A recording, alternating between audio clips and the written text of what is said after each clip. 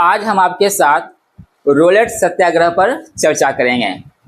इस चर्चा के दौरान हम इस बात को समझने का प्रयास करेंगे कि क्या रोलेट सत्याग्रह सिर्फ रोलेट कानून के विरोध में था या इसके लिए कुछ अन्य कारण भी जिम्मेदार थे। हम इस बिंदु पर भी चर्चा करेंगे कि आखिर महात्मा गांधी रोलेट सत्याग्रह का नेतृत्व क्यों किया, जबकि इस समय देश में कांग्रेस के कई बड़े बड़े नेता मौजूद थे। हम इस बिंदु पर भी चर्चा करेंगे कि यदि इस समय देश में बाल गंगाधर तिलक होते तो क्या महात्मा गांधी के लिए एक अखिल भारतीय सत्याग्रह का नेतृत्व करना इतना आसान होता। हम इस बिंदु को भी समझने का प्रयास करेंगे कि आखिर रोलेट सत्याग्रह ने किस तरीके से राष्ट्रीय आंदोलन की एक नई दिशा दी।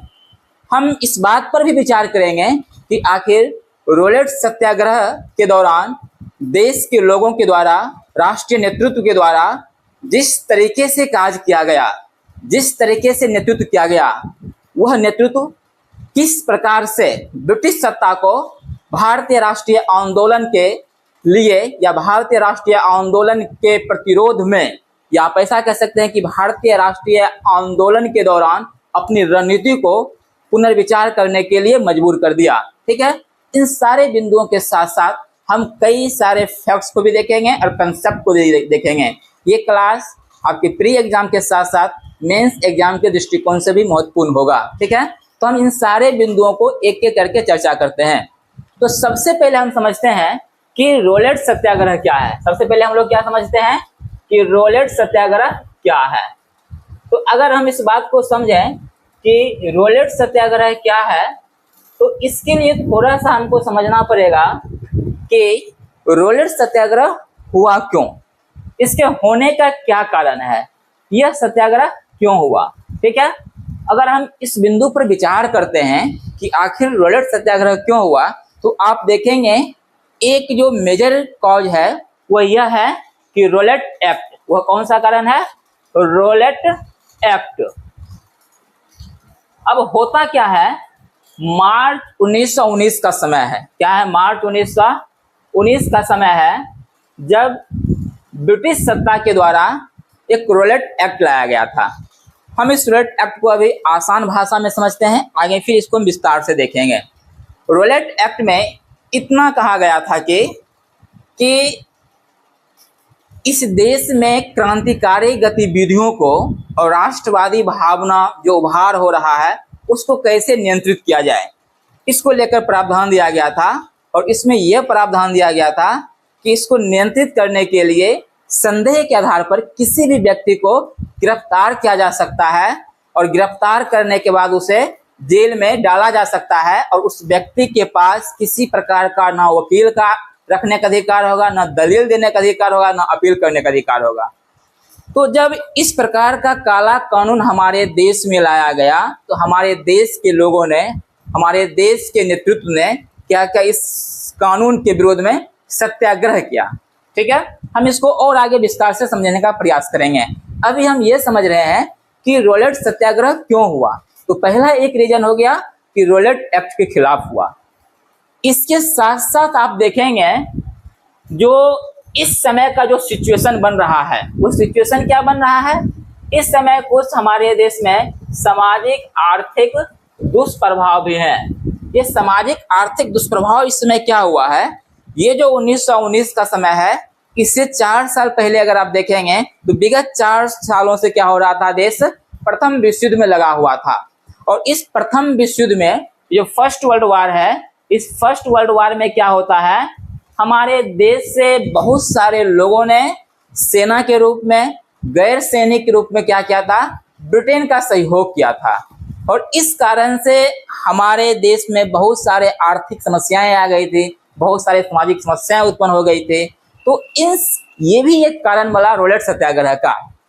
इसी समय देखेंगे क्योंकि 4 वर्षों से क्या हो रहा था, पूरी दुनिया और भारत के लोग युद्ध में लगे हुए थे। तो इस कारण से हमारे देश में महंगाई भी आ गया। क्या आ गया? महंगाई भी आ गया था। मूल्यों में वृद्धि हो गया था, वस्तु के मूल्यों में वृद्धि हो गया था। इतना ही नहीं, यहीं पर देखेंगे आप जो आवश्यक वस्तु है, जो आवश्यक वस्तु है, आवश्यक वस्तुओं की कमी हो गई थी। अभी अभी आप देखिए, जब पश्चिम एशिया क्या हो रहा है, युद्ध में झोंक दिया गया है पश्चिम एशिया को, तो इस दौरान क्या हो रहा है, पूरे दुनिया में महंगाई आपको देखने को मिलेगा, आवश्यक वस्तु की कमी मिलेगा, भारत में भी देखने को मिल रहा है। तो ये स्थिति कहीं न कहीं 1918 1919 के आसपास भी ऐसा स्थिति बना था। तो ये सब भी कारण था जो लोगों को या लोगों में ब्रिटिश सत्ता के प्रति एक रोष उत्पन्न किया, और ये भी कहीं न कहीं रोलेट सत्याग्रह का एक कारण बनता है।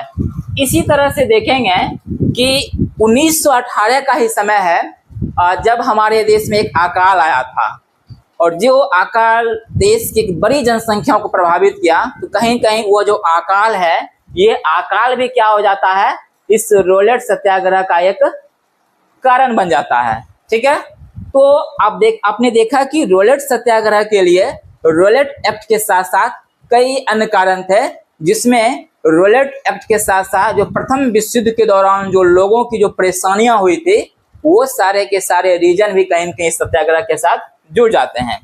इतना ही नहीं, ये एक ऐसा समय है जब आप देखेंगे कि ब्रिटिश से भारत के लोगों ने एक उम्मीद लगाया हुआ था। उम्मीद ये लगाया हुआ था क्योंकि प्रथम विश्व युद्ध में क्या हुआ था, जो प्रथम विश्व युद्ध है, इस प्रथम विश्व युद्ध में भारतीय ब्रिटिश का सहयोग किया था, ब्रिटिश की सेवा किया था, और भारत को लोगों को उम्मीद था कि हमें संवैधानिक सुधार मिलेगा, हमारे लिए स्वशासन मिलेगा, कुछ विशेष रियायत दी जाएगी ब्रिटिश के द्वारा।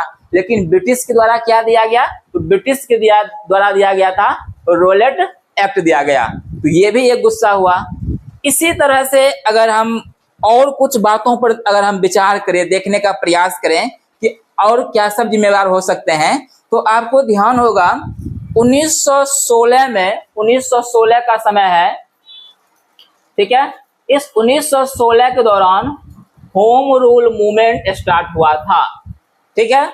और इस होम रूल मूवमेंट के द्वारा जो होता है, जो होम रूल आंदोलन के जो कार्यकर्ता थे, इन कार्यकर्ताओं में भी कहीं न कहीं असंतोष था और एक उग्र आवेश आ गया था। वो आवेश इसलिए आया था कि जब होम रूल मूवमेंट जब चल रहा था, तो इस दौरान क्या होता है, 1917 में मॉन्टेग्यू, आपने नाम सुना होगा, मॉन्टेग्यू घोषणा। 1917 में क्या होता है, मॉन्टेग्यू घोषणा आता है, और ये घोषणा से कहीं न कहीं एनी बेसेंट को प्रभावित किया, और एनी बेसेंट का जो रुख जो है वो ब्रिटिश सत्ता के साथ सहमति पूर्ण वाला हो गया। और और इस तरह से क्या होता है, जो होम रूल कार्यकर्ताओं का जो एक ब्रिटिश सत्ता के प्रति जो असंतोष था, वो असंतोष ठीक से अभिव्यक्त नहीं हो पाया था। और इसी दौरान क्या होता है, सितंबर 1918 का समय है जब तिलक साहब, बाल गंगाधर तिलक ब्रिटेन चल जाते हैं होम रूल मूवमेंट आंदोलन को छोड़कर। तो इस तरह से कहीं न कहीं एनी बेसेंट के होम रूल आंदोलन के कार्यकर्ता, बाल गंगाधर तिलक के जो होम रूल आंदोलन कार्यकर्ता हैं, इन सारे कार्यकर्ताओं के अंदर जो ब्रिटिश सत्ता के प्रति जो असंतोष है, जो रोष है, वो ठीक से अभिव्यक्त नहीं हो पाया है। तो ये रोष सब उबल रहा है। तो ये भी कहीं न कहीं एक रीजन रहा है कि ब्रिटिश सत्ता के प्रति कैसे हम अपने असंतोष को व्यक्त करें। तो ये भी एक रीजन शामिल हो गया रोलेट सत्याग्रह में। इस समय जो है सितंबर 1918 में तिलक साहब ब्रिटेन चले जाते हैं, और लगभग वह 1919 के अंत में आते हैं। मतलब रोलेट सत्याग्रह के दौरान तिलक साहब यहाँ पर नहीं हैं, वह एक मुकादमा लड़ने के लिए जा रहे हैं। ये मुकादमा जो है वैलेंटाइन चिरोल के खिलाफ लड़ने के लिए गए हैं। ये वैलेंटाइन जो चिरोल है, ये ब्रिटिश पत्रकार है, और इन्होंने एक बुक लिखा था इंडियन अनरेस्ट करके, जिसमें इन्होंने बाल गंगाधर तिलक को भारतीय अशांति का जनक किया था। इसी कारण से तिलक साहब ने इनके खिलाफ मानहानि का मुकादमा किया। तो उसी मुकादमा की लड़ाई में तिलक साहब इस समय ब्रिटेन गए हैं। तो आपने देखा कि बहुत सारे रीजन हैं रोलेट सत्याग्रह के, ठीक है। हमने एक एक रीजन को देख लिया है। इस तरह से अगर आप देखेंगे, जो रोलेट सत्याग्रह है 1857 की क्रांति के बाद अगर आप देखेंगे, तो यह पहला ऐसा आंदोलन है जो अखिल भारतीय स्तर पर हो रहा है। तो इस तरह हम कह सकते हैं कि 1857 के विद्रोह के बाद जो है रोलेट सत्याग्रह प्रथम अखिल भारतीय सत्याग्रह है या प्रथम अखिल भारतीय संघर्ष है। ठीक है, तो इस तरीके से हम कुछ और अन्य पॉइंट को समझने का प्रयास करते हैं। हम अब इस बिंदु पर चर्चा करेंगे कि आखिर अब सत्याग्रह कैसे किया जाए, क्या हम इसके लिए किस तरह की रूपरेखा को अपनाएं। तो जैसा कि महात्मा गांधी ने कहा कि हमें सत्याग्रह करने के लिए हमें क्या होगा, सत्याग्रह करने के लिए क्या करना पड़ेगा। तो उन्होंने कुछ रूपरेखा बताया। क्या बताया कि हमें देशव्यापी हड़ताल करना होगा। ठीक है, गांधी ने क्या कहा, हमें देशव्यापी हड़ताल करना होगा। अब सत्याग्रह की रूपरेखा क्या हो, तो पहला हो गया कि हम देशव्यापी हड़ताल करेंगे। गांधी ने कहा कि हम हड़ताल के साथ साथ हम हड़ताल करेंगे, फिर कहा कि हम उपवास करेंगे। क्या कहा, हम उपवास करेंगे। ठीक है, फिर गांधी ने कहा है कि हम सभाएं आयोजित करेंगे। ठीक है, हम कानून की अवज्ञा करेंगे, हम कानून की अवज्ञा करेंगे, जुलूस निकालेंगे। ठीक है, जुलूस निकालेंगे और इस सत्याग्रह के लिए हम चंदा इकट्ठा करेंगे। जो भी हमारे देश के धनी लोग होंगे उनसे हम कहीं न कहीं चंदा इकट्ठा करेंगे। ठीक है, तो ये सत्याग्रह की रूपरेखा बनाया गया कि हमें उपवास करना होगा, जुलूस निकालेंगे, सभाएं आयोजित करेंगे।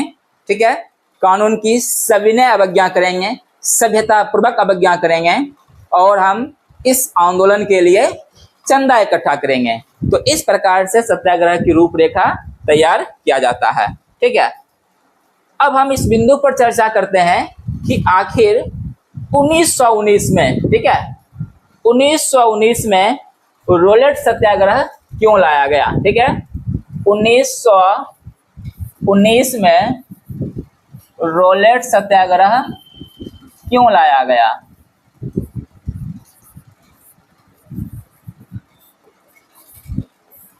ठीक है, तो इसको हम क्या करते हैं, थोड़ा सा बैकग्राउंड में जाकर समझने का प्रयास करते हैं।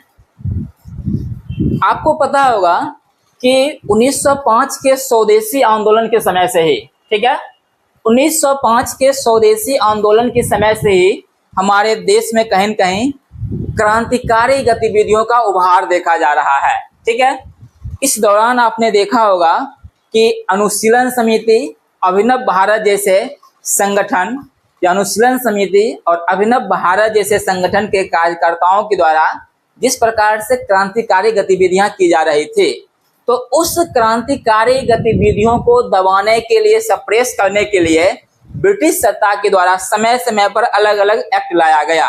ठीक, आगे क्या होता है, जब देश में, जब भारत में या दुनिया जब दुनिया में प्रथम विश्व युद्ध शुरू हुआ और उस विश्व युद्ध में जब भारत को भी शामिल कर लिया गया, भारतीय लोगों को भी शामिल कर लिया गया, तो उस समय क्या हुआ था, इस प्रकार की क्रांतिकारी गतिविधियों को दबाने के लिए एक एक्ट लाया गया था। उस एक्ट का नाम था भारत रक्षा कानून। क्या नाम था उसका, भारत रक्षा कानून। ठीक है, इसे हम लोग बोलते हैं डिफेंस ऑफ इंडिया एक्ट 1915। 1915 में एक कानून लाया गया, भारत रक्षा कानून। इस कानून का उद्देश्य था कि युद्ध के दौरान क्रांतिकारी गतिविधियों को या ब्रिटिश सत्ता के विरुद्ध जो भी गतिविधियां हैं उसको सप्रेस करना, उसको दबाना। अब ये कानून जो है ये युद्ध के लिए ही था, युद्ध के दौरान के लिए था। तो इस तरह से क्या होता है, जब युद्ध समाप्त हो गया तो फिर ब्रिटिश सत्ता को लगा कि युद्ध समाप्त होने के बाद हम इस कानून को आगे कंटिन्यू करें या इसके स्थान पर कोई दूसरा कानून बनाएं। इस प्रकार के क्रांतिकारी गतिविधियों को दबाने के लिए, राष्ट्रवादी जो भावनाओं का उभार हो रहा है उसको दबाने के लिए, या ब्रिटिश सत्ता के खिलाफ जो आवाज उठेगी या जो एक्टिविटीज होगा उसको दबाने के लिए इस भारत रक्षा कानून को कंटिन्यू रखा जाए या इसके जगह पर कोई दूसरा कानून लाया जाए। इसी पर विचार करने के लिए क्या होता है, 10 सितंबर 1917 का समय है। ठीक है, आप देखेंगे 10 सितंबर 1917 का समय है जब सिडनी रोलेट, ठीक है, सिडनी रोलेट की अध्यक्षता में क्या होता है, एक कमेटी बनाया जाता है। ये सिडनी रोलेट कौन है, तो ये सिडनी रोलेट जो है ये ब्रिटिश हाई कोर्ट के जज हैं। इस ब्रिटिश हाई कोर्ट के जज की अध्यक्षता में क्या होता है, एक कमेटी बनाया जाता है। ठीक है, इस कमेटी में अगर आप देखेंगे तो सिडनी रोलेट की अध्यक्षता में जो कमेटी बन रहा है 10 सितंबर 1917 को, इसमें 4 और मेंबर हैं इनके साथ साथ। ठीक है, 4 और मेंबर हैं, सब मिलाकर देखेंगे तो एक 5 सदस्यीय कमेटी बन जाता है। और इस कमेटी का उद्देश्य ये होता है, या इस कमेटी का काम ये होता है, इस पर विचार करना कि भारत में क्रांतिकारी गतिविधियों को कंट्रोल करने के लिए, नियंत्रित करने के लिए, या राष्ट्रवादी भावनाओं को नियंत्रित करने के लिए, या ब्रिटिश सत्ता के खिलाफ जो भी आवाज उठेगी, जो भी एक्टिविटीज होगी, उसको दबाने के लिए, उसको नियंत्रित करने के लिए क्या भारत रक्षा कानून 1915 या डिफेंस ऑफ इंडिया एक्ट 1915 को रखा जाए, कंटिन्यू किया जाए, या इसके जगह पर कोई दूसरा कानून लाया जाए, या फिर ऐसा कि इस कानून की अब देश में कोई जरूरत नहीं है। तो जब ये 5 सदस्यीय समिति ने इस मुद्दों पर विचार किया तो ये 5 सदस्यीय समिति क्या करेगा, इस पर विचार करेगा। और फिर क्या होगा आगे आप देखेंगे, विचार करके अपना रिपोर्ट ब्रिटिश सरकार को सौंपेगा। लेकिन इस समय जो है एक इंटरेस्टिंग बात है, उसे हमें ध्यान में रखना होगा।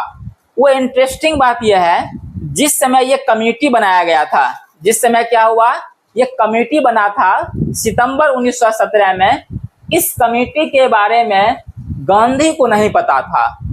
इस कमेटी के बारे में गांधी को पता नहीं था। अब सवाल है कि गांधी को क्यों नहीं पता था, तो इसलिए नहीं पता था क्योंकि गांधी इस समय देश में अलग अलग आंदोलन, अलग अलग सत्याग्रह में व्यस्त हैं। इसी समय देखेंगे गांधी कि अहमदाबाद में खेरा सत्याग्रह और अहमदाबाद मिल मजदूर आंदोलन जो है, इस 2 सत्याग्रह में गांधी क्या है, व्यस्त हैं। तो गांधी इस कमेटी से वाकिफ नहीं थे कि हमारे देश में एक्ट बनाने के लिए कुछ इस प्रकार का कमेटी बना है। बहरहाल होता आगे क्या है कि 10 सितंबर 1917 का जो कमेटी बना था, जिसको सिफारिश करना था, जिसे हम सिडनी कमेटी या सेडिशन कमेटी के नाम से जानते हैं, वह कमेटी क्या किया, अपना रिपोर्ट प्रकाशित किया, अपना रिपोर्ट जो है वह ब्रिटिश सरकार को, वह क्या करेगा, ब्रिटिश गवर्नमेंट को अपना रिपोर्ट क्या करेगा, वह कब देगा, तो आप देखेंगे ये ब्रिटिश गवर्नमेंट को जो है रिपोर्ट देता है अप्रैल 1918 में, ब्रिटिश गवर्नमेंट को रिपोर्ट दे दिया। ठीक है, और ये रिपोर्ट जो है ब्रिटिश सरकार, आप देखेंगे तो 1918 जुलाई 1918 में क्या करता है, पब्लिक करता है, प्रकाशित करता है। और इस तरह से देखेंगे फिर इसी रिपोर्ट के आधार पर फरवरी 1919 में इंपीरियल लेजिस्लेटिव काउंसिल में 2 बिल लाया जाता है, जो बिल आगे जाकर रोलेट एक्ट बनेगा। ठीक है, फरवरी 1919 का समय है जब सेडिशन कमेटी का रिपोर्ट या सिडनी रोलेट के रिपोर्ट के आधार पर, उनके सिफारिश के आधार पर 2 बिल दिल्ली के इंपीरियल लेजिस्लेटिव काउंसिल में लाया जा रहा है। ठीक है, आगे क्या हो जाएगा, ये जो बिल है, ये जो विधेयक है, ये क्या बन जाएगा, एक्ट बन जाएगा। ठीक है, और इस तरह से मार्च 1919 में रोलेट एक्ट या रोलेट विधेयक पारित होता है और रोलेट एक्ट बन जाता है। ठीक है, इस एक्ट को बिना वकील, बिना दलील, बिना अपील का कानून कहा गया था। जिस समय दिल्ली के लेजिस्लेटिव काउंसिल में, इंपीरियल लेजिस्लेटिव काउंसिल में इस बिल पर चर्चा हो रहा था, तो भारतीय सदस्यों, चाहे वह सरकारी सदस्य हो या गैर सरकारी सदस्य उस काउंसिल का, सभी ने एक स्वर से इस बिल का विरोध किया। सभी के विरोध करने के बावजूद भी ब्रिटिश सरकार इस बिल को जैसे तैसे पास करके एक्ट बना दिया। ठीक है, इस एक्ट के खिलाफ में इंपीरियल लेजिस्लेटिव काउंसिल के सदस्य जैसे मोहम्मद अली जिन्ना, मदन मोहन मालवीय, मजरूर हक ने अपनी सदस्यता से इस्तीफा दे दिया, काउंसिल से इस्तीफा दे दिया। इतना ही नहीं, महात्मा गांधी और मोहम्मद अली जिन्ना जैसे नेताओं ने इसे एक ऑटोक्रेटिक एक्ट बताया। ठीक है, इस तरह से क्या हुआ, जैसे तैसे करके ब्रिटिश सरकार क्या किया, ब्रिटिश सत्ता क्या किया, इस एक्ट को पारित कर दिया।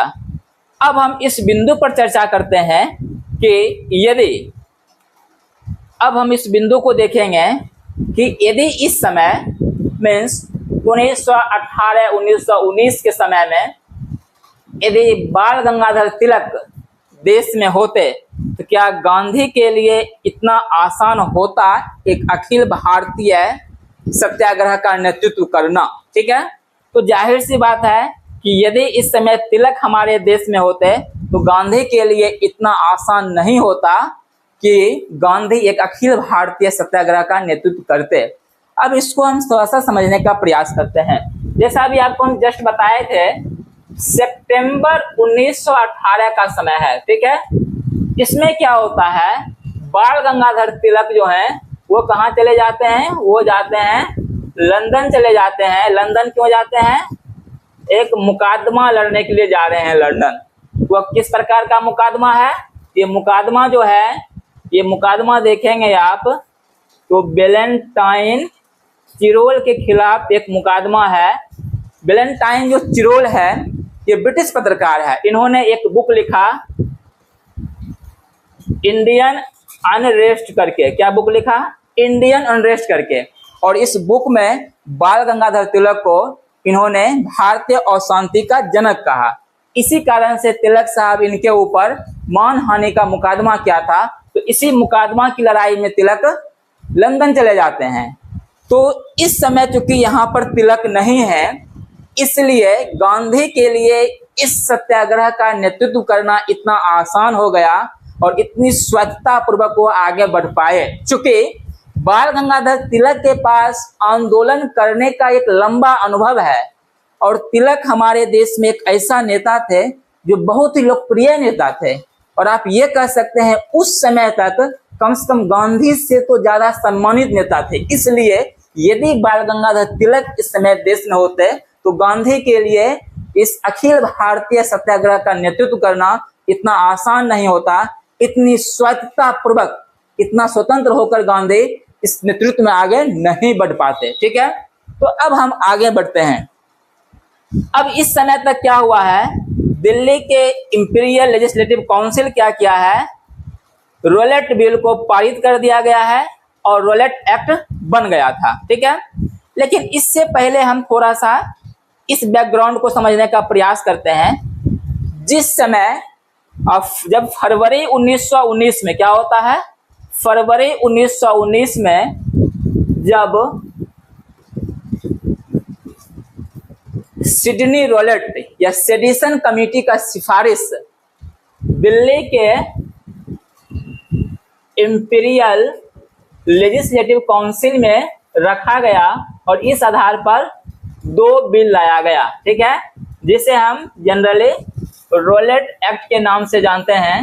ये जब 2 बिल लाया गया था फरवरी में, तो उसी समय गांधी ने इस बिल के खिलाफ सत्याग्रह करने की योजना बना ली कि हम इस बिल के खिलाफ सत्याग्रह करेंगे।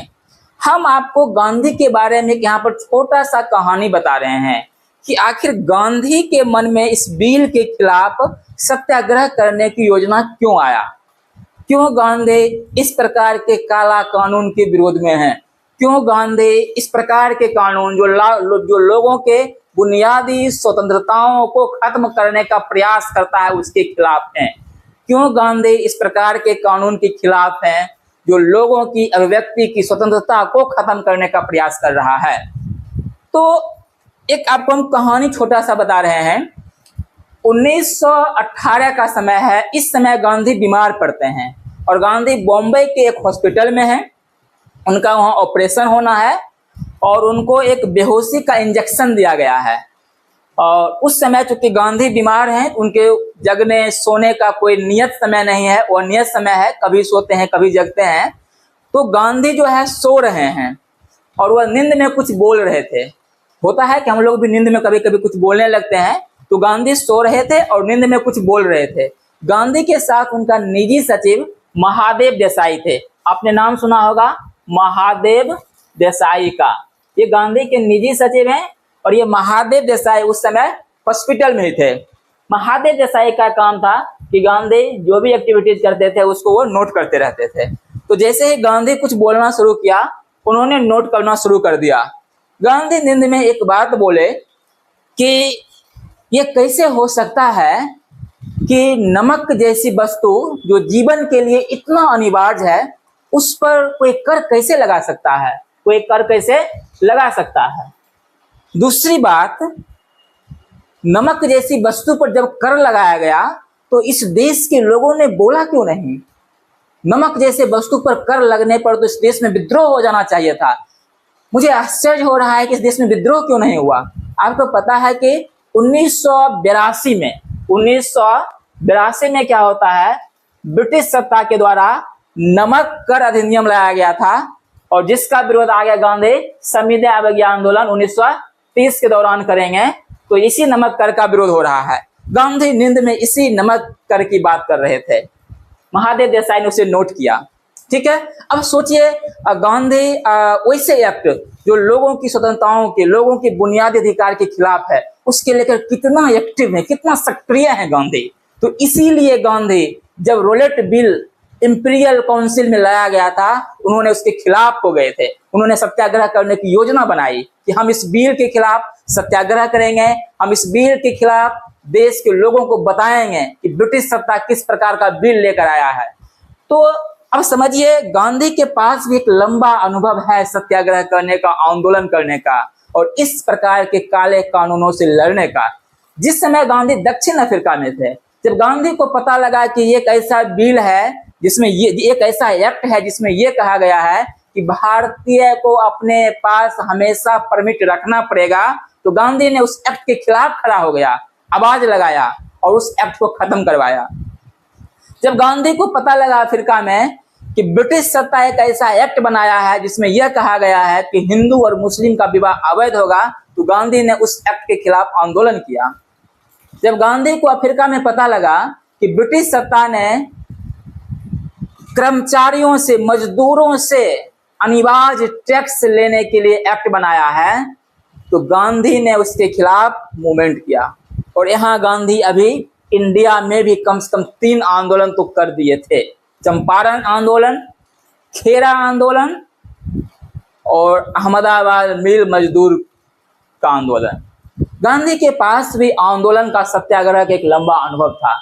सो गांधी ने डिसाइड किया कि हम इस बिल के खिलाफ क्या करेंगे, सत्याग्रह करेंगे। सबसे पहले क्या होता है, गांधी 8 फरवरी 1919 को, ध्यान दीजिएगा, 8 फरवरी 1919 को एक पत्र लिखते हैं। ठीक है, क्या लिखते हैं, एक पत्र लिखते हैं। और पत्र किनको लिखते हैं, मदन मोहन मालवीय को। गांधी ने मदन मोहन मालवीय को पत्र लिखा और उस पत्र में गांधी ने लिखा कि यदि ब्रिटिश सत्ता रोलेट बिल को वापस नहीं लेती है या रोलेट विधेयक पारित हो जाने की स्थिति में या रोलेट एक्ट बन जाने की स्थिति में हमें सत्याग्रह करना चाहिए।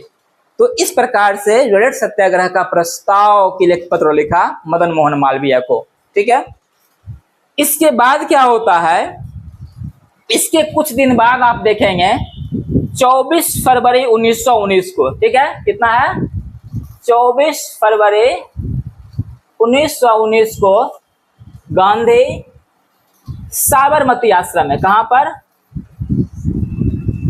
गांधी जो है साबरमती आश्रम में एक बैठक का आयोजन करते हैं। और इस बैठक में होम रूल मूवमेंट के कार्यकर्ता रहते हैं, जो बम्बई और अहमदाबाद के जो होम रूल मूवमेंट के कार्यकर्ता हैं, युवा कार्यकर्ता हैं, उनको बुलाया जाता है। और इस बैठक के आयोजन का उद्देश्य यही था कि रॉलेट सत्याग्रह पर विचार करना, ठीक है, रॉलेट विधेयक के खिलाफ सत्याग्रह करने पर विचार करना, ये उद्देश्य था। तो गांधी क्या करते हैं, इस प्रकार का बैठक का आयोजन करते हैं और इस बैठक में जो है सरोजिनी नायडू भी थी और गुजरात के एक और नेता थे, उनका नाम था वल्लभ भाई पटेल। दो व्यक्ति इस बैठक में और थे जो बड़े लीडर थे। इस तरह से उसी 24 फरवरी को डिसाइड किया गया कि हमें रॉलेट सत्याग्रह करने के लिए एक सत्याग्रह सभा की स्थापना कर रहे हैं। तो इसी 24 फरवरी को क्या होता है, गांधी सत्याग्रह सभा की स्थापना किए, ठीक है, सत्याग्रह सभा की स्थापना किए।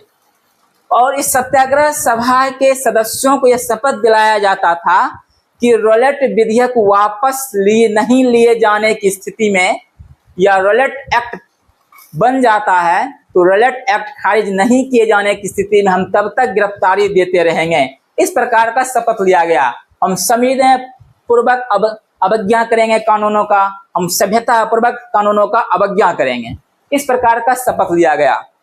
तो सत्याग्रह सभा का स्थापना कब हो गया, 24 फरवरी 1919 को, ठीक है। और कहाँ हुआ है, साबरमती आश्रम में, ठीक है। और इसका उद्देश्य क्या है, रॉलेट सत्याग्रह के लिए विचार विमर्श करना, ठीक है, रॉलेट सत्याग्रह के लिए प्रशिक्षण लेना, उसकी तैयारी करना। इस तरह से क्या होता है, रॉलेट सत्याग्रह सभा की एक स्थापना होता है। और इसी दिन गांधी 24 फरवरी को गांधी एक और काम करते हैं। वह काम यह करते हैं कि एक पत्र लिखते हैं। फिर क्या होता है, गांधी जी इसी 24 फरवरी को क्या करते हैं, एक पत्र लिखते हैं, ठीक है। और पत्र किसको लिखते हैं, वायसराय चेम्सफोर्ड को। किसको लिखते हैं, वायसराय चेम्सफोर्ड को। इस समय भारत का वायसराय है चेम्सफोर्ड। वायसराय चेम्सफोर्ड को एक पत्र लिख रहे हैं रॉलेट विधेयक वापस लेने के लिए। लेकिन वायसराय के द्वारा कोई जवाब नहीं दिया गया। जब जवाब नहीं दिया गया तो गांधी ने डिसाइड किया कि अब हमें क्या होगा, वायसराय से जाकर मुलाकात करना होगा।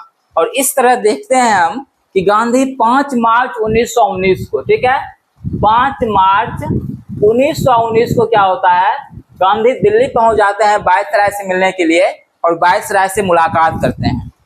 गांधी ने अपने बेटे देवदास को लिखा कि वायसराय से मुलाकात तो सौहार्दपूर्ण रहा, लेकिन हम दोनों में से किसी को भी बात नहीं समझा सके, ना ही हमें उनको अपना बात समझा सके, ना वह मुझे अपना बात समझा सके।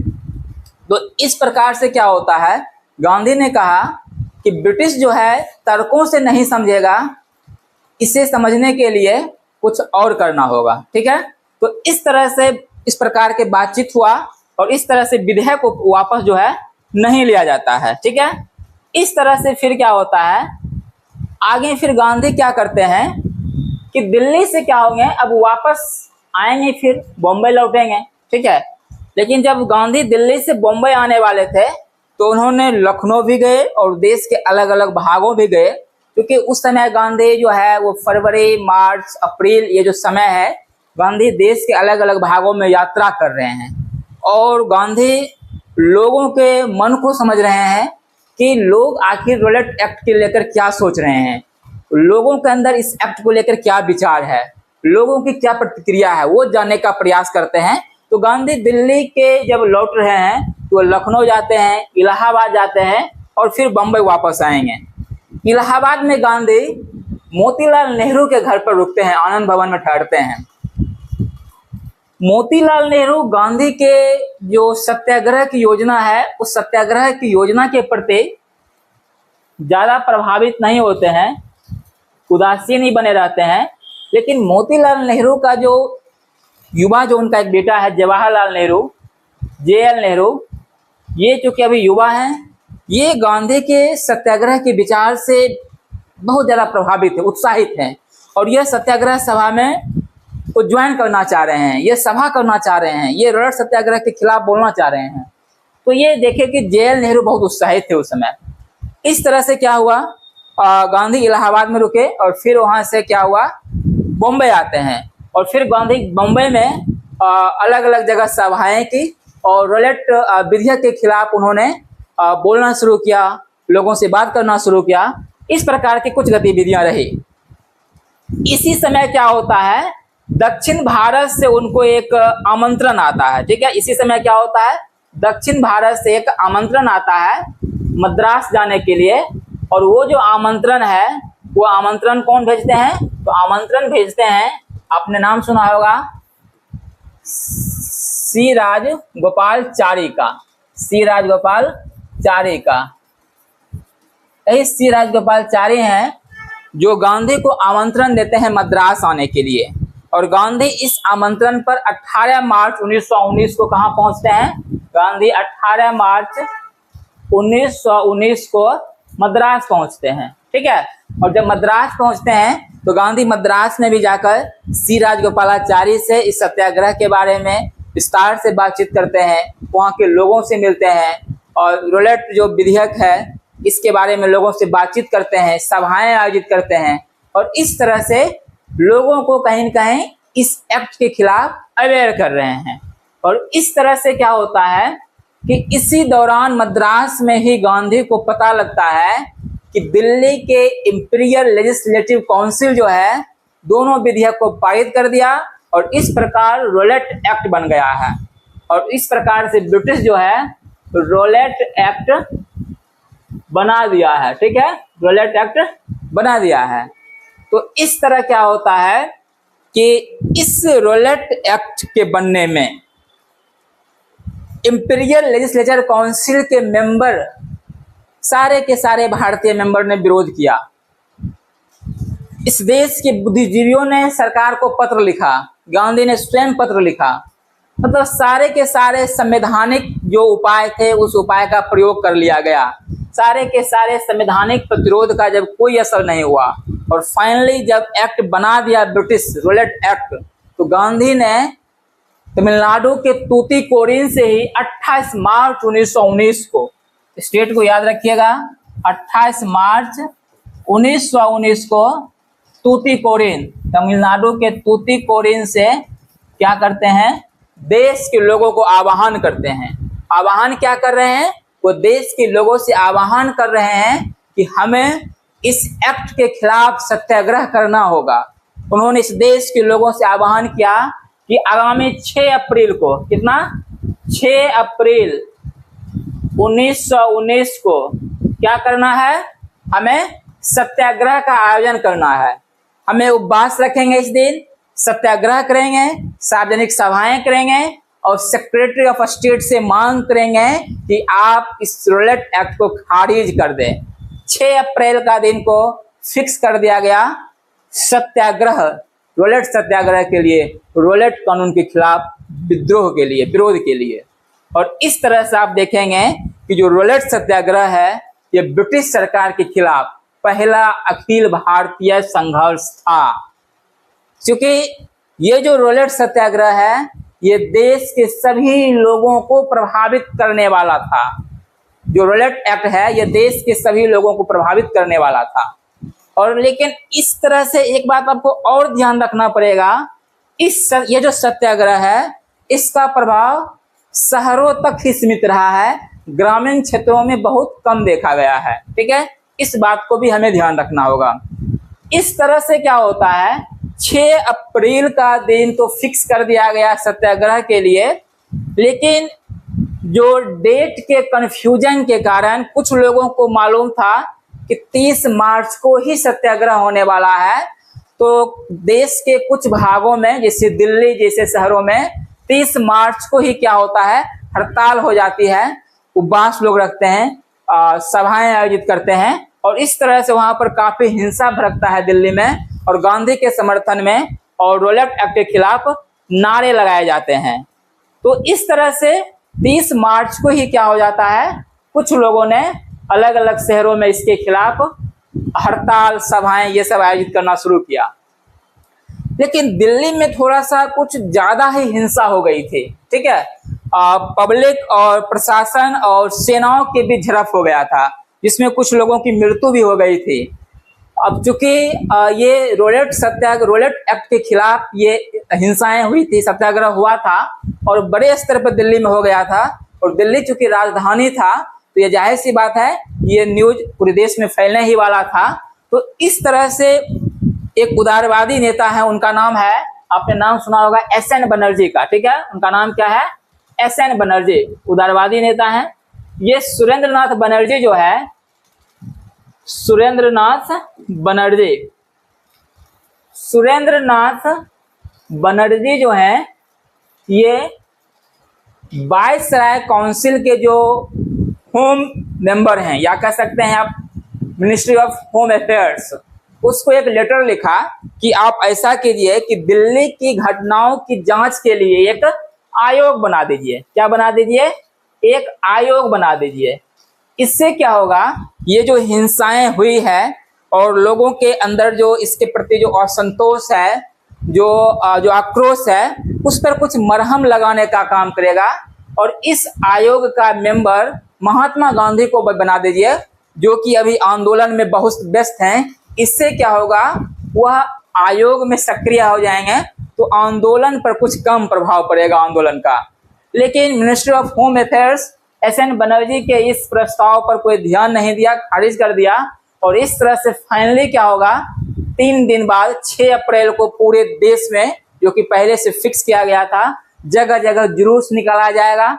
6 अप्रैल 1919 को पूरे देश में जगह जगह क्या होता है, जुलूस निकाला जा रहा है, सभाएं आयोजित की जा रही है, हड़ताल किया जा रहा है, कानून की अवज्ञा किया जा रहा है। और इस तरह से आप देखेंगे तो पंजाब का जो इलाका है वहां पर वो भीषण संघर्ष की स्थिति बन जाता है। इसलिए भी पंजाब में भीषण संघर्ष की स्थिति बन रहा है क्योंकि पंजाब जो है वह राजनीतिक रूप से अति सक्रिय जगह है, ठीक है। और चूंकि यह गदर आंदोलन का केंद्र भी रह चुका है और प्रथम विश्व युद्ध के दौरान इसी पंजाब से ब्रिटिश सेना के 12 लाख सेना में से 3.5 लाख सेना सिर्फ पंजाब से थे। तो कहीं न कहीं इन लोगों को ब्रिटिश सरकार से जो उम्मीदें थी वो उम्मीद पूरा नहीं हो पाया, बल्कि इन्हें रोलेट एक्ट लेकर दे दिया गया। तो इनके प्रति ब्रिटिश के खिलाफ कुछ ज्यादा ही असंतोष था, आक्रोश था। तो इसलिए पंजाब में 6 अप्रैल के दिन ये जो है उग्र हिंसा हो जाती है, संघर्ष भीषण हो जाता है। और इस स्थिति में ऐसी स्थिति बनती है कि अमृतसर और लाहौर तो प्रशासन के नियंत्रण से बाहर हो जाता है, ठीक है। इसके 3 दिन बाद 9 अप्रैल को क्या है, रामनवमी है। ये था तो हिंदुओं का त्योहार था, लेकिन इस दिन देखा गया कि हिंदू मुस्लिम सभी एक दूसरे के साथ मिलकर त्योहार को एंजॉय कर रहे हैं और इस रोलेट एक्ट के खिलाफ नाराएं लगा रहे हैं, अपनी आवाज को बुलंद कर रहे हैं। ब्रिटिश सरकार को यह सब बर्दाश्त नहीं हुआ और इसी समय ब्रिटिश सरकार क्या करता है कि स्थानीय नेता हैं डॉक्टर सफेदुन किचलू और डॉक्टर सत्यपाल, इन दोनों को गिरफ्तार कर लेता है। जब इन दोनों की गिरफ्तारी होती है तो लोगों में और असंतोष उत्पन्न होता है। और इसी समय क्या होता है, पंजाब में जो स्थिति नियंत्रण से बाहर चला गया और जब गांधी को यह बात पता लगा कि स्थिति नियंत्रण से बाहर है तो गांधी ने डिसाइड किया कि हम पंजाब जाएंगे। और महात्मा गांधी के लिए यह अति उत्साह की बात यह थी कि महात्मा गांधी उस पंजाब की यात्रा करना चाह रहे थे जो राजनीतिक रूप से अति सक्रिय था, ठीक है। तो गांधी ने जब डिसाइड किया कि हम कहाँ जाएंगे, पंजाब जाएंगे, हम पंजाब जाएंगे, गांधी डिसाइड करते हैं। जब ये बात ब्रिटिश सत्ता को पता लगा कि गांधी पंजाब आने वाले हैं तो ब्रिटिश सत्ता ने दिल्ली के कमिश्नर और पंजाब के लेफ्टिनेंट गवर्नर से बात किया कि गांधी पंजाब जाने वाले हैं, क्या यह हमारे लिए ठीक रहेगा। तो दिल्ली के कमिश्नर और पंजाब के लेफ्टिनेंट गवर्नर ने कहा गांधी का पंजाब आना बहुत ही खतरनाक होगा, क्योंकि गांधी का घोषित उद्देश्य है कानून का अवज्ञा करना। क्या करना है, कानून का अवज्ञा करना है, गांधी का घोषित उद्देश्य है। इसलिए हमें गांधी को रोकना होगा। और इस तरह से क्या होता है, दिल्ली के करवल स्टेशन से क्या होता है, गांधी को गिरफ्तार कर लिया जाता है। ठीक है, जैसे ही गांधी की गिरफ्तारी की खबर देश को पता लगा, पूरे देश में इस गिरफ्तारी के खिलाफ और रॉलेट एक्ट के खिलाफ और ब्रिटिश के खिलाफ लोगों में असंतोष बहुत ज्यादा आ गया। यह गिरफ्तारी लोगों को आंदोलित कर दिया गया और लोग ब्रिटिश सत्ता के खिलाफ कह सकते हैं हिंसक आंदोलन पर उतर आए। जहां भी ब्रिटिश सत्ता का कोई प्रतीक दिखा उस पर हमला किया गया। रेलवे स्टेशन पर, डाक स्टेशन पर टेलीग्राफ तार काट दी गई, संचार साधन को ठप कर दिया गया, ब्रिटिश कार्यालय में हमला किया गया, ब्रिटिश लोगों के ऊपर हमला किया गया, ब्रिटिश महिलाएं के ऊपर हमला किया गया। स्थिति नियंत्रण से बाहर चला गया। अमृतसर की स्थिति बहुत ही दयनीय हो गया था। स्थिति नियंत्रण से इस तरह बाहर गया कि सिविल प्रशासन से नहीं समझ सका और सिविल प्रशासन ने सेना को बुलाया और अमृतसर का प्रशासन सेना के हाथ में सौंप दिया। और अमृतसर का प्रशासन इस प्रकार से, जो सैनिक जनरल है जिसका नाम आपने सुना होगा जनरल डायर, जनरल डायर के हाथ में सिविल प्रशासन आ जाता है। ठीक है, किसके हाथ में आ गया सिविल प्रशासन? General Dyer. जनरल डायर ने आदेश जारी किया कि शहरों में सभा आयोजित नहीं की जाएगी। ठीक है, मतलब सभा आयोजित करने पर प्रतिबंध लगा दिया गया। ठीक है, और जब सभा आयोजित करने पर प्रतिबंध लगा दिया गया तो जाहिर सी बात है कि सभा का आयोजन नहीं होने वाला था। लेकिन 3 दिन बाद 13 फरवरी 1919 के घटना घटता है। 13 फरवरी 1919 ये दिन जो है ये बैसाखी का दिन है। और इस दिन जो क्या होता है, बैसाखी और सिखों में एक नववर्ष एक पर्व है। इस दिन क्या होता है, लोग धार्मिक रूप से भी बहुत सारे लोग जो है आए हुए थे। जालियांवाला बाग एक जगह है अमृतसर में, वहां पर इकट्ठा हुए थे और कुछ लोग जो है राजनीतिक रूप से भी वहां पर इकट्ठा हुए थे। इस प्रकार से एक सभा वहां बन गया था। बहुत सारे लोगों का क्राउड बना हुआ था। और जब ये बात जनरल डायर को पता लगा कि जालियांवाला बाग में इस प्रकार का सभा चल रहा है तो जनरल डायर बहुत गुस्सा हुआ।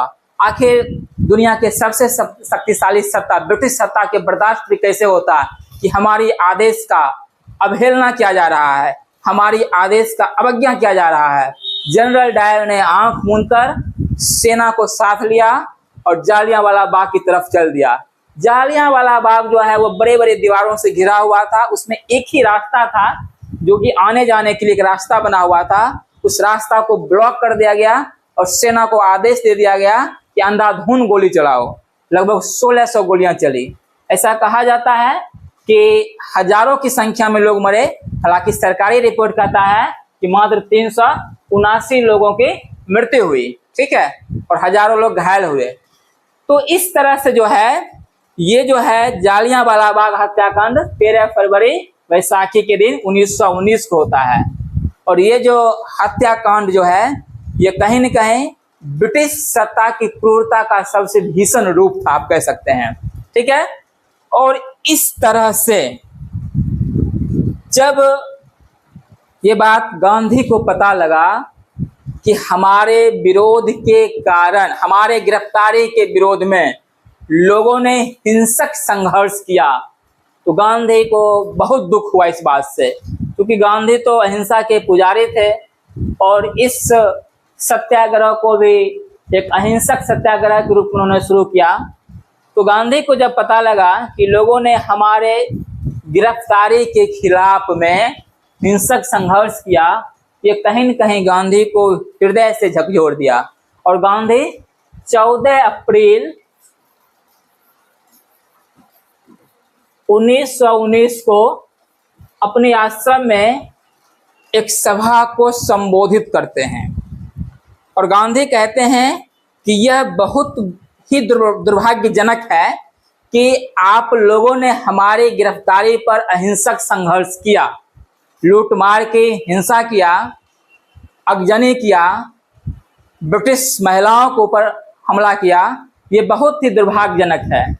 यदि आप लोग मेरी गिरफ्तारी के बाद शांतिपूर्ण सत्याग्रह किए होते तो यह संभव था कि रोलेट एक्ट, जो रोलेट एक्ट है, ये एक्ट सरकार वापस ले लेती, लेकिन अब यह तो तय है कि रोलेट एक्ट वापस लेने में भी समय लगेगा। ठीक है, गांधी ने इस बात को कहा और फिर गांधी ने कहा कि हमें अब अपने खिलाफ सत्याग्रह करना पड़ेगा। देखिए गांधी क्या है कि इसको समझिए कि हमें स्वयं के खिलाफ सत्याग्रह करना पड़ेगा। वह क्या सत्याग्रह था स्वयं के खिलाफ? गांधी ने तय किया कि हम 72 घंटे का उपवास करेंगे। कितने घंटे? 72 आवर का उपवास करेंगे। और उन्होंने सभा में लोगों से भी कहा कि आप लोगों ने जो हिंसक जो गतिविधियां की है, जो हिंसक प्रदर्शन किया है, इसके प्रायश्चित के लिए 24 घंटे का उपवास आप लोग भी करें। लोगों से भी कहा कि आप लोग भी 24 घंटे का उपवास करें। तो ये तो रहा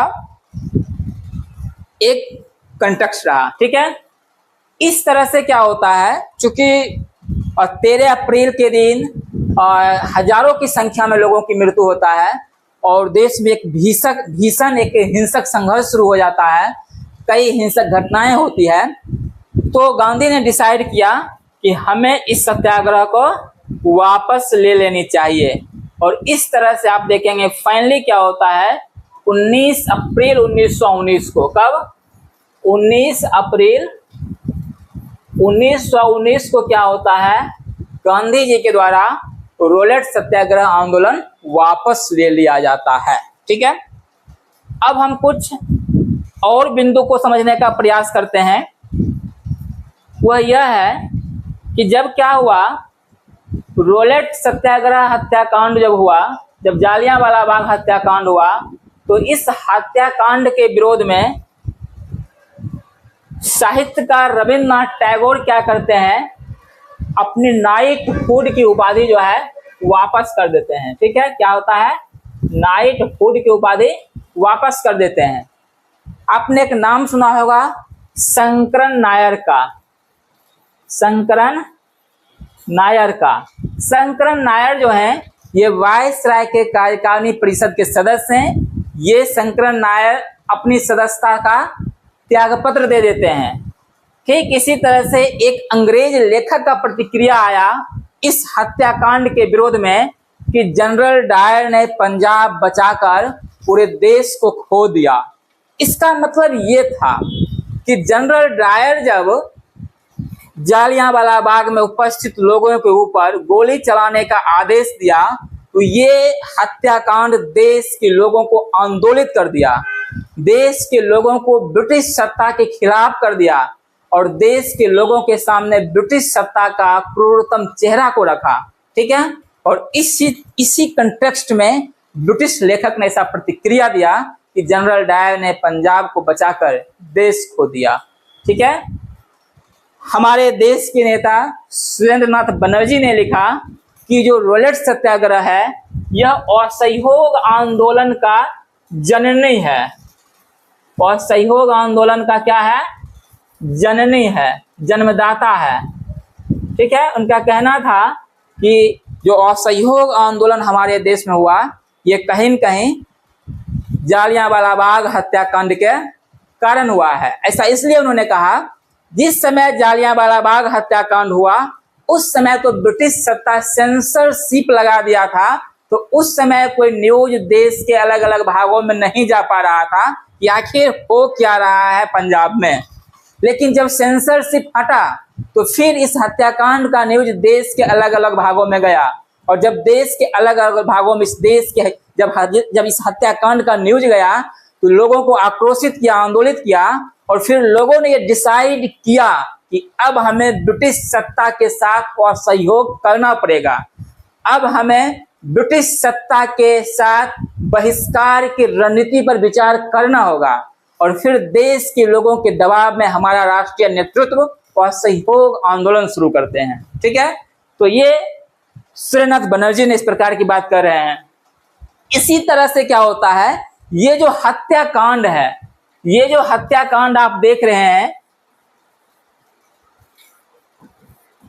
जालियांवाला बाग हत्याकांड, इस हत्याकांड की जांच के लिए कांग्रेस कांग्रेस क्या करता है, कांग्रेस एक जांच समिति बनाएगा और उस जांच समिति का अध्यक्ष मदन मोहन मालवीय को बनाया जाएगा। किसे बनाया जाता है, मदन मोहन मालवीय। मदन मोहन मालवीय के नेतृत्व में कांग्रेस इस हत्याकांड के लिए एक जांच आयोग का गठन करता है और इस जांच आयोग के अन्य मेंबर में मोतीलाल नेहरू रहते हैं, मोतीलाल नेहरू, ठीक है, महात्मा गांधी, CR दास ये भी मेंबर रहते हैं, अब्बास तैयब जी रहते हैं, ठीक है, MR जयकर, ठीक है। तो इन लोगों को मेंबर बनाया गया और फिर इसकी जांच शुरू हुआ, ठीक है। इसी तरह से क्या हुआ, जब कांग्रेस इस हत्याकांड का जांच किया, उन्होंने अपनी जांच रिपोर्ट में जनरल डायर की निंदा की। आगे फिर क्या होता है, ब्रिटिश सरकार के द्वारा भी इस हत्याकांड की जांच के लिए एक आयोग का गठन किया जाता है, ठीक है। और वह आयोग कब बना, वह आयोग बनेगा अक्टूबर 1919 में। अक्टूबर 1919 में ब्रिटिश सरकार के द्वारा जालियांवाला बाग हत्याकांड की जांच के लिए एक आयोग बनाया गया, उसका नाम था हंटर आयोग। क्या नाम था, हंटर आयोग। और यह आयोग जो है इसमें 8 सदस्य थे। कितने सदस्य हैं, 8 सदस्य थे, जिसमें से 3 भारतीय भी थे। कितने भारतीय हैं, 3 भारतीय हैं। इनका नाम अगर आप ध्यान रखेंगे, चीमनलाल सीतलवार हैं, सुल्तान अहमद हैं और एक हैं जगत नारायण हैं। ये 3 भारतीय हैं, चीमनलाल सीतलवार, सुल्तान अहमद और जगत नारायण। इसमें 3 भारतीय भी शामिल किया गया। ये रिपोर्ट मार्च 1920 में आता है। हंटर आयोग जो बना, इसका रिपोर्ट कब आएगा, मार्च 1920 में रिपोर्ट दिया। इस रिपोर्ट में क्या कहा गया, इस रिपोर्ट में कहा गया कि पंजाब में मार्शल लॉ लगाना जरूरी था, समय की जरूरत थी, क्योंकि बढ़ती भीड़ को नियंत्रित करना था। और जो गोली चलाया गया वह इसलिए चलाया गया कि हमें भीड़ को नियंत्रित करना था। हालांकि उन्होंने जनरल डायर को नौकरी से तो बर्खास्त कर दिया गया, लेकिन उसे मोटी रकम दी गई पेंशन के रूप में। और इतना ही नहीं, हाउस ऑफ लॉर्ड्स में, ब्रिटेन में क्या होता है, उसकी प्रशंसा होती है। तो इस प्रकार से आपने देखा यह हंटर कमेटी के रिपोर्ट में आया था। एक व्यक्ति है, इसे साहित्य का नोबेल पुरस्कार भी मिला है, ब्रिटिश लेखक है, उसका नाम है रुडयार्ड किपलिंग। क्या नाम है उसका, आपने नाम सुना होगा, रुडयार्ड किपलिंग का, ठीक है। क्या नाम है, रुडयार्ड किपलिंग। ये रुडयार्ड किपलिंग ने क्या किया, इन्होंने कहा डायर के बारे में कि भारत को बचाने वाला व्यक्ति कहकर प्रशंसा करता है, ठीक है। और इस तरह से आप देखेंगे सरदार उधम सिंह द्वारा, जिन्होंने पंजाब में इस घटना को देखा था, इनके द्वारा 1940 में क्या होता है, कब होता है, 1940 में पंजाब का जो उस समय का जो लेफ्टिनेंट गवर्नर है माइकल और डायर, उस माइकल और डायर की हत्या कर देता है। क्या करता है, हत्या करता है। कहाँ हत्या होता है, लंदन के कैक्सटन हॉल में। कहाँ होता है, लंदन के कैक्सटन हॉल में हत्या कर दिया जाता है, ठीक है। और इस तरह से क्या होता है, सरदार उधम सिंह को 1940 में क्या होता है, टेंटन विलेज जेल है, इस जेल में फांसी दे दिया जाता है, ठीक है। अगर हम इस चीज को देखने का प्रयास करें कि जो रोलेट सत्याग्रह है, ये देश के अलग अलग भागों के साथ साथ बिहार में भी इसका बहुत बड़ा प्रभाव देखने को मिला। बिहार में जुलूस निकाला गया, सभाएं आयोजित की गई और बिहार के एक प्रसिद्ध नेता थे, प्रसिद्ध वकील थे, उनका नाम था हसन इमाम। क्या नाम है, बिहार में हसन इमाम। हसन इमाम के नेतृत्व में जुलूस निकाला जाता है, सभाएं आयोजित की जाती है, जिसमें बड़ी संख्या में छात्रों ने भाग लिया था, युवाओं ने भाग लिया था, ठीक है। तो इस तरह से इसके साथ हम इस बात को समझने का प्रयास करते हैं कि जब गांधी जी के द्वारा 19 अप्रैल 1919 को, ठीक है, क्या होता है, 19 अप्रैल 1919 को रॉलेट सत्याग्रह वापस ले लिया गया। तो सवाल है कि हमने जो सत्याग्रह किया उस सत्याग्रह का क्या महत्व है? क्या हमारा यह सत्याग्रह बेकार हो गया या इस सत्याग्रह का कुछ महत्व भी है? तो इस सत्याग्रह का ये महत्व है कि 1922 में क्या होता है, रॉलेट कानून को निरस्त कर दिया जाता है, रद्द कर दिया जाता है। और इस 3 साल के दौरान, मतलब कि 1919 से लेकर 1922 के बीच कभी भी रॉलेट एक्ट को इम्प्लीमेंट नहीं किया गया। ये सत्याग्रह का इंपॉर्टेंस है। क्या इंपॉर्टेंस हो गया? एक तो इसको निरस्त कर दिया गया और इस 3 वर्षों में कभी भी इसको इम्प्लीमेंट नहीं किया गया। दूसरा कि जो सत्याग्रह है हमारा, जो रॉलेट सत्याग्रह था, ये ब्रिटिश सत्ता को राष्ट्रीय आंदोलन के प्रति अपनाई जाने वाली नीति को लेकर, रणनीति को लेकर पुनर्विचार करने को मजबूर कर दिया कि आखिर हमें राष्ट्रीय आंदोलन या सत्याग्रह को लेकर हमें किस प्रकार की रणनीति अपनाना होगा, इस पर पुनर्विचार करने के लिए मजबूर किया। क्योंकि जब गांधी को गिरफ्तार किया गया तो ये गिरफ्तारी लोगों को आंदोलित कर दिया गया और उसके बाद देश में हिंसक संघर्ष शुरू हो गया। इसलिए अब आप देखेंगे आगे के मूवमेंट में कभी भी प्रारंभ में गांधी को गिरफ्तार करने की गलती नहीं करेगा ब्रिटिश सत्ता। और असहयोग आंदोलन के समय ही देखिए, और असहयोग आंदोलन के बाद क्या होता है, गांधी गिरफ्तार होते हैं। लेकिन उस असहयोग आंदोलन के दौरान क्या होता है, गांधी को गिरफ्तार करने की गलती नहीं कर रहा ब्रिटिश सत्ता, क्योंकि उसे डर है कि कहीं फिर हिंसक संघर्ष शुरू ना हो जाए। इतना ही नहीं, रॉलेट सत्याग्रह जो है हमने वापस क्यों लिया? हमने वापस इसलिए लिया कि जालियांवाला बाग में एक हत्याकांड हुआ जो कि सरकारी हिंसा था, जो कि ब्रिटिश सत्ता के द्वारा प्रायोजित हिंसा था, नियोजित हिंसा था। लेकिन असहयोग आंदोलन इसलिए हमने वापस लिया क्योंकि इसमें जन हिंसा हुआ था। तो ये देखिए, ये एक इम्पैक्ट आपको आगे के सत्याग्रह पर आपको दिख रहा है, यही इसका इम्पोर्टेंस है। अब देखेंगे कि जो रॉलेट सत्याग्रह है, ये सत्याग्रह क्या किया है, मध्यवर्गीय जो बुद्धिजीवी का जो राष्ट्रवाद है, जो कांग्रेस का जो मध्यवर्गीय बुद्धिजीवियों का जो राष्ट्रवाद था, उसको जन राष्ट्रवाद में परिवर्तित कर दिया। ठीक है, अब देखेंगे कि जो राष्ट्रवाद बंद कमरों में पंडालों तक सिमट गया था, उस राष्ट्रवाद को गांधी ने सड़कों तक ला दिया। तो ये कहीं ना कहीं इसका एक इम्पोर्टेंस है।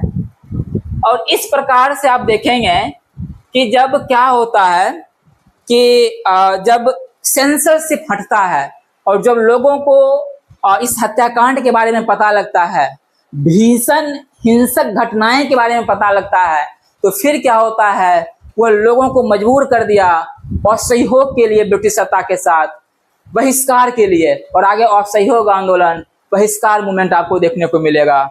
और इतना ही नहीं, रॉलेट एक्ट विरोधी जो आंदोलन है, इसमें गांधी सफल नहीं होते हैं, गांधी को असफलता हाथ लगती है।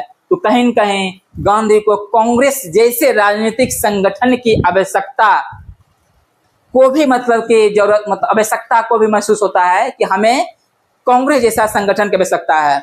अभी आपको एक बात और ध्यान होना चाहिए, इससे पहले आपको हमने बताया था कि महात्मा गांधी के द्वारा सत्याग्रह सभा बनाया गया था। ये सत्याग्रह सभा क्यों बनाया गया था? इस सत्याग्रह सभा में किसे शामिल किया गया था? इस सत्याग्रह सभा में होम रूल आंदोलन के युवा कार्यकर्ताओं को शामिल किया गया था। क्योंकि गांधी का पकड़ अभी कांग्रेस पर नहीं है, इसलिए गांधी ने सत्याग्रह सभा बनाया सत्याग्रह करने के लिए। और होम रूल युवाओं के जो होम रूल आंदोलन जो युवा कार्यकर्ता हैं, उसे इसमें शामिल किया सत्याग्रह के लिए। तो गांधी को अब लगने लगा है कि रॉलेट एक्ट विरोधी आंदोलन में जो उन्हें असफलता मिली है, उन्हें लगने लगा है कि कांग्रेस जैसे राजनीतिक संगठन की आवश्यकता है हमें। और फिर गांधी क्या करते हैं, आगे कांग्रेस को अपने हाथों में लेते हैं कांग्रेस का नेतृत्व अपने हाथ में लेते हैं और फिर कांग्रेस में स्ट्रक्चरल रिफॉर्म करेंगे और फिर आगे का आंदोलन जो भी होगा उसमें उससे पहले कांग्रेस में देखिएगा आप बहुत बड़ा स्ट्रक्चरल रिफॉर्म होने वाला है। तो ये सब जो है इसका क्या रहता है, इसका इम्पोर्टेंस है रोलेट सत्याग्रह का। इस तरह से आप देखेंगे इसका एक और इम्पोर्टेंट है कि जो भारतीय राष्ट्रवाद को महात्मा गांधी के रूप में एक ऐसा नेतृत्व मिला जो जनमानस को अपनी ओर आकर्षित करने की क्षमता रखता है। ठीक है, भारतीय राष्ट्रवाद को एक ऐसा नेतृत्व मिला जो जनमानस की अपनी ओर आकर्षित करने की क्षमता रखता है। और इतना ही नहीं, राष्ट्रीय राजनीति में, ठीक है, राष्ट्रीय राजनीति में सत्य, अहिंसा, ठीक है, और नैतिक मूल्यों,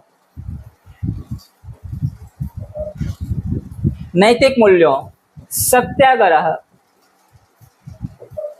आप देखेंगे कि राष्ट्रीय राजनीति में सत्य, अहिंसा, नैतिक मूल्यों एवं सत्याग्रह जैसे हथियार का क्या होता है, आगमन होता है, जो भारतीय राजनीति के लिए अभूतपूर्व था। तो इस प्रकार से इसका अपना एक इम्पोर्टेंस भी रहा है। अब हम थोड़ा सा समझने का प्रयास करते हैं कि इस रोलेट सत्याग्रह की क्या सीमाएं हैं। ठीक है, रोलेट सत्याग्रह की क्या सीमाएं हैं। तो इसमें आप देखेंगे ये जो सत्याग्रह है ये कहीं न कहीं क्या है, अगर हम इसकी सीमाएं देखने की बात करें कि इस सत्याग्रह की क्या सीमाएं हैं, तो एक सीमा आप ये देखेंगे कि ये कहीं न कहीं शहरी क्षेत्रों में ज़्यादा प्रभावशाली रहा है, ग्रामीण क्षेत्रों में उतना इसका प्रभाव नहीं देखा गया है। फिर आप देखिएगा इसमें जैसा कि बताए थे आपको हम, जो केंद्रीय संगठन जो है इसकी अभाव है, व्यापक जन चेतना का अभाव है। व्यापक जन चेतना का अभाव इसलिए कि जब गांधी इस सत्याग्रह को शुरू कर रहे हैं तो उनका क्या उद्देश्य है कि अहिंसक सत्याग्रह होगा, लेकिन फिर क्या हुआ, ऐसा हो नहीं पाया। बड़े व्यापक स्तर पर क्या होता है, इसमें हिंसाएं होती है, तो कहीं न कहीं जन चेतना का अभाव देखा गया है।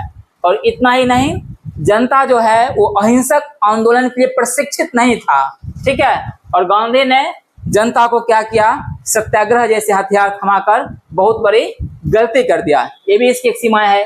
एक सीमा देखिएगा, जो कांग्रेस संगठन है, इस कांग्रेस संगठन पर गांधी का भी क्या है, नियंत्रण नहीं था। और कहीं न कहीं इस कारण से गांधी ने क्या किया, सत्याग्रह सभा की स्थापना की और उसमें होम रूल लिख के कार्यकर्ताओं को शामिल किया। ये तो ये हो गया। इसी तरह से अगर आप देखेंगे और क्या हो सकता है, तो इसमें सीमाएं में हमने 2-3 सीमा देखा है। जैसे एक तो शहर तक इसका विस्तार है, ग्रामीण क्षेत्रों में नहीं देखा जा रहा है, केंद्रीय संगठन का अभाव है, व्यापक जनचेतना का अभाव है, और उसके बाद जनता अहिंसक आंदोलन के प्रशिक्षित नहीं है, और कांग्रेस पर गांधी का नियंत्रण नहीं है। इसके बाद हम एक और मुद्दे पर हम विचार करते हैं। वह मुद्दा हमारे लिए यह है कि चूंकि भारत जो है वो लंबे समय तक ब्रिटिश सत्ता के अधीन रहा है। आप देखेंगे तो भारत जो है 1757 से लेकर 1947 तक क्या होता है, ब्रिटिश सत्ता के अधीन रहता है। और इस दौर में देखेंगे कई ऐसी पीड़ाएं हैं, कई ऐसी हिंसक घटनाएं हैं जो भारतीय के चेतना में धसे हुए हैं, गहरे रूप से धसे हुए हैं। तो हम आज ब्रिटिश सत्ता से एक नैतिक अपेक्षा रखते हैं कि ये जो आपने अपराध किया है इस लंबे समय में, उसी अपराध में एक जालियांवाला बाग हत्याकांड भी है, तो आप इस प्रकार के अपराध के लिए क्षमा प्रकट करें। और बीते वर्षों में इस प्रकार की बातें ब्रिटिश संसद में हुआ है। ब्रिटिश संसद में यह मांग उठा है कि ब्रिटिश सत्ता को इस प्रकार के अपराध के लिए, इस प्रकार के हिंसक घटनाएं के लिए क्षमा प्रकट करना चाहिए, माफी मांगना चाहिए। लेकिन क्या हुआ कि इस तरह से कभी माफी नहीं मांगा गया। और एक बार क्या होता है, ब्रिटिश प्रधानमंत्री थेरेसा में जालियांवाला बाग हत्याकांड के प्रति गहरा दुख प्रकट किए थे ब्रिटिश संसद में, लेकिन उन्होंने आधिकारिक रूप से क्षमा प्रकट करने से इनकार कर दिया। वहीं आप देखेंगे कनाडा के प्राइम मिनिस्टर जस्टिस ट्रूडो जो है, उन्होंने 2016 में कामागाटा मारू प्रकरण है उसके लिए क्षमा प्रकट किया। न सिर्फ क्षमा प्रकट किया बल्कि उन्होंने कहा हम अपने पूरे देश की जनता की तरफ से, कनाडा की जनता की तरफ से कामागाटा मारू प्रकरण के लिए क्षमा प्रकट करते हैं। ये कामागाटू जो मारू प्रकरण है, इसमें जब कुछ भारतीय सदस्य कनाडा के वैंकूवर तट पर उतरने वाले थे तो उन्हें वहां रोक दिया गया, जिसमें कई लोगों की मृत्यु हुई थी। तो इसके लिए उन्होंने क्षमा प्रकट किया। तो हम ब्रिटिश सत्ता से भी एक नैतिक अपेक्षा रखते हैं कि आपने जो लंबे समय तक हमारे देश पर शासन किया और इस दौरान जो बहुत सारे आपने जो पीड़ाएं दी और बहुत सारे तो व्यापक हिंसक घटनाएं थी, उसके लिए आप नैतिक रूप से क्षमा प्रकट करें कम से कम। ठीक है, तो थैंक यू। इस प्रकार हमने आपके साथ आज रॉयलेट सत्याग्रह पर चर्चा किया है। ठीक है, यदि आपको ठीक लगेगा तो आप हमें बताइएगा कमेंट करके। हम किसी दूसरे टॉपिक पर फिर अगले क्लास में चर्चा करेंगे। Thank you.